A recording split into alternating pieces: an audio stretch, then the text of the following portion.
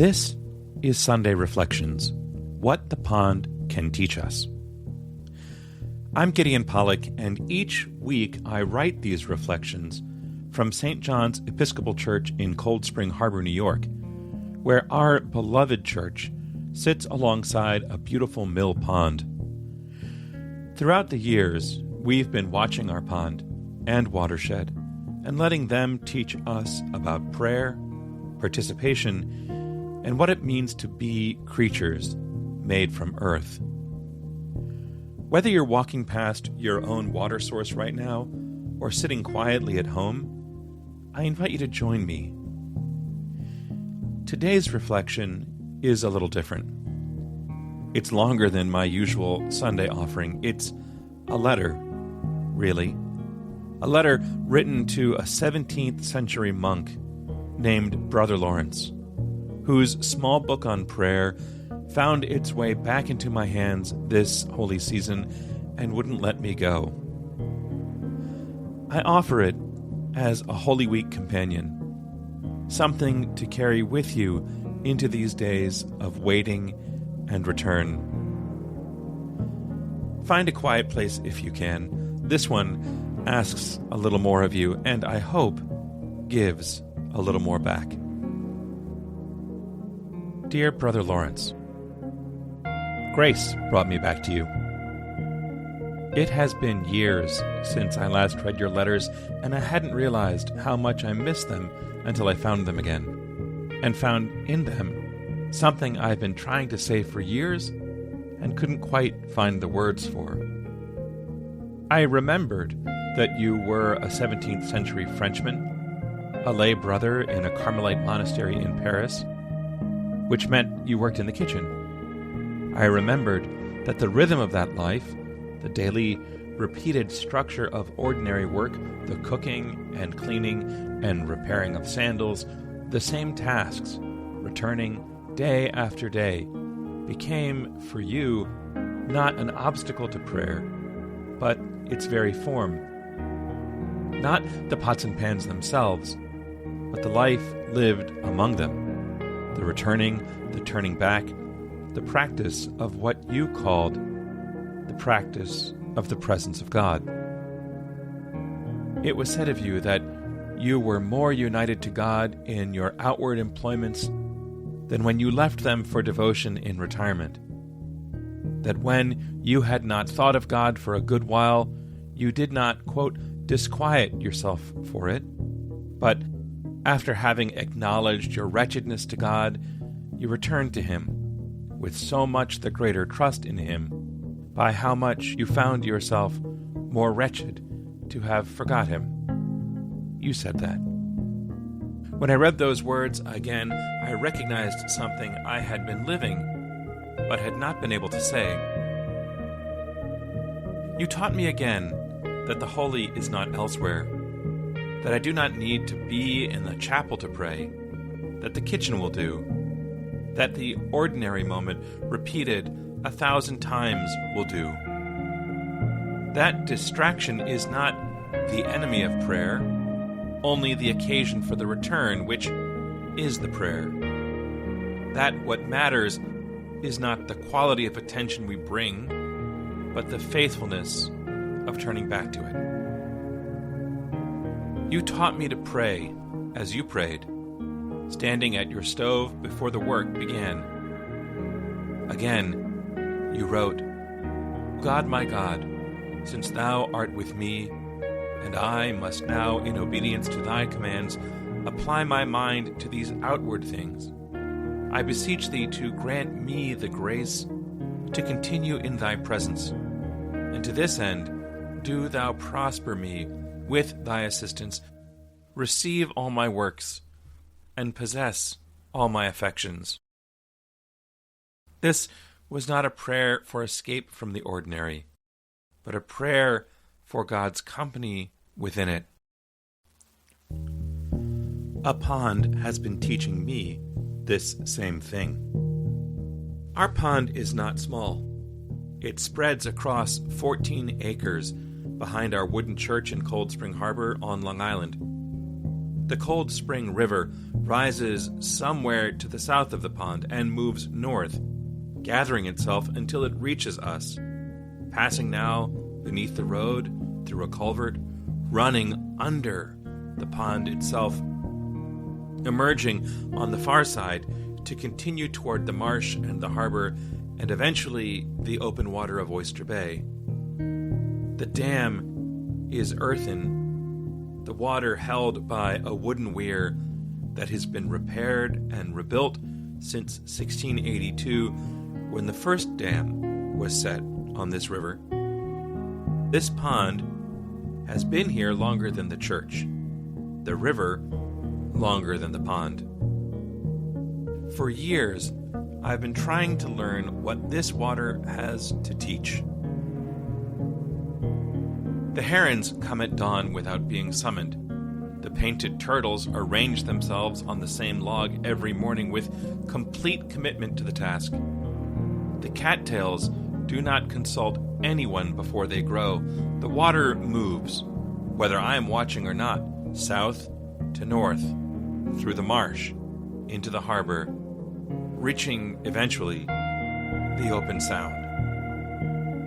Everything here is already doing what it was made to do, participating, as I have come to say, in the life of God, not knowingly, not with effort, but simply, continuously, without ceasing.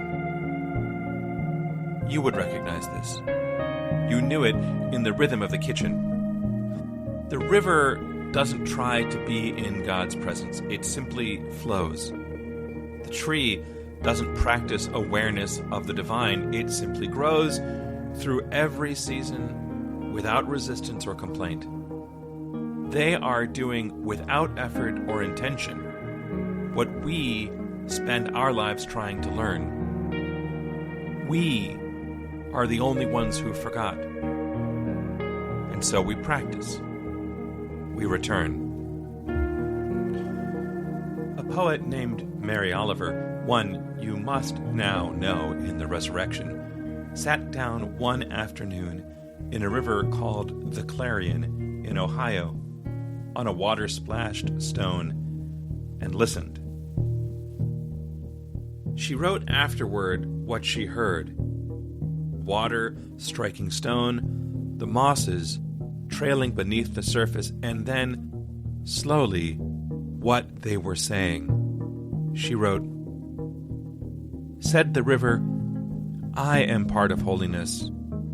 And I too," said the stone. "And I too," whispered the moss beneath the water.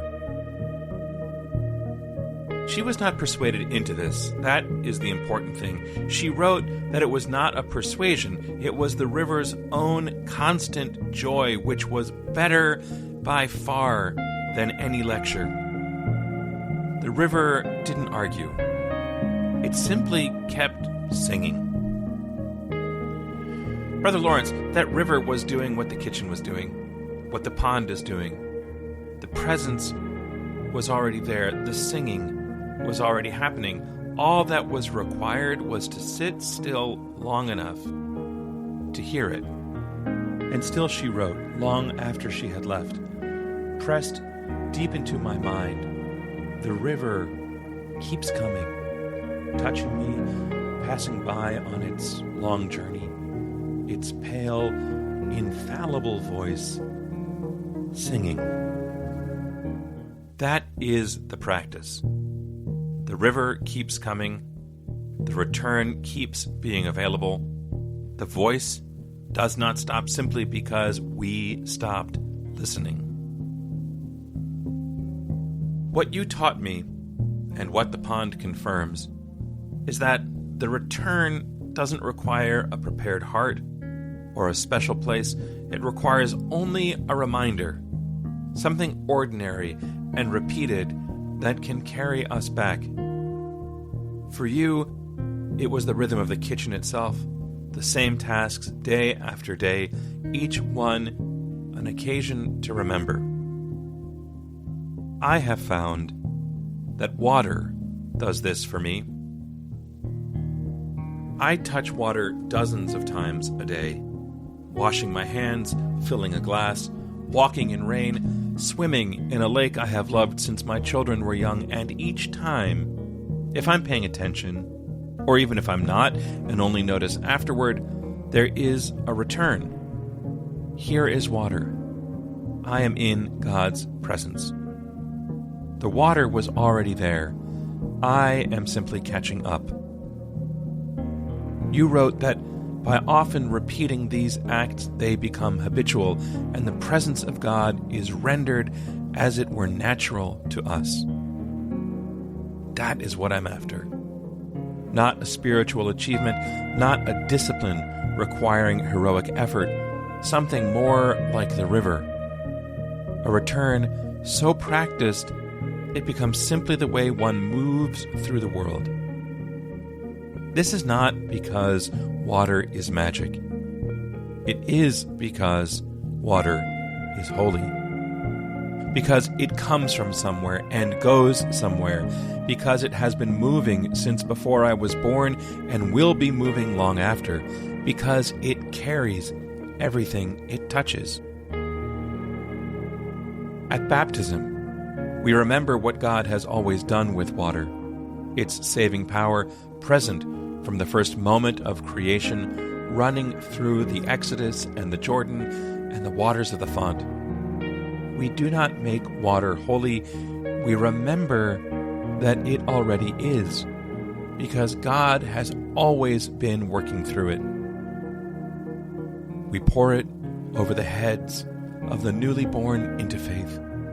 We speak the ancient words. We make the ancient promises. And then the water drains away, back to the soil, back to the watershed. At our church, the water from the font returns to the pond. It's not clean enough to come from the pond, not yet, though we are working on that. But it goes back there as a blessing. It moves north through the marsh and into the harbor, and out toward the Sound, touching creatures that do not know the word baptism, but are touched by it nonetheless. I have begun giving the newly baptized a small vial of water with a card. The card says only this: living water from your baptism at St. John's, returned to the pond, still moving. I think you would understand why 2 words are enough. Brother Lawrence, what strikes me most, coming back to your letters after so long, is their simplicity. Not the simplicity of someone who has not thought deeply, but the simplicity of someone who has thought deeply and come out the other side into clarity. You are not performing humility. You are reporting what you found. I am trying to do the same. God is present in the kitchen. God is present at the pond. God is present in the water that runs from the tap, and in the rain that comes without warning, and in the lake that has been waiting all winter for the swimmer to return. The practice is only this: to notice. And when we forget, as we will, as we always do, to return. Again, you wrote near the end of your letters, I cannot imagine how religious persons can live satisfied without the practice of the presence of God. For my part, I keep myself retired with Him in the depth of center of my soul as much as I can. And while I am so with Him, I fear nothing. I understand that now, not as a place to retreat from the world, as the place from which to meet it. Grace brought me back to you. I find you exactly where I left you. The water helps. Every time I touch it, I have another chance. I am grateful you wrote your letters down. I am grateful someone kept them. I am grateful to have found them again. Your brother in the kitchen and at the pond, Gideon.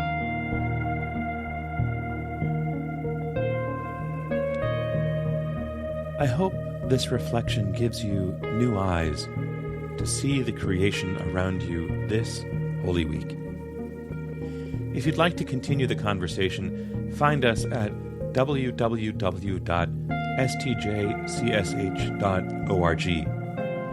If you'd like to support our ministry, there are opportunities to do so there.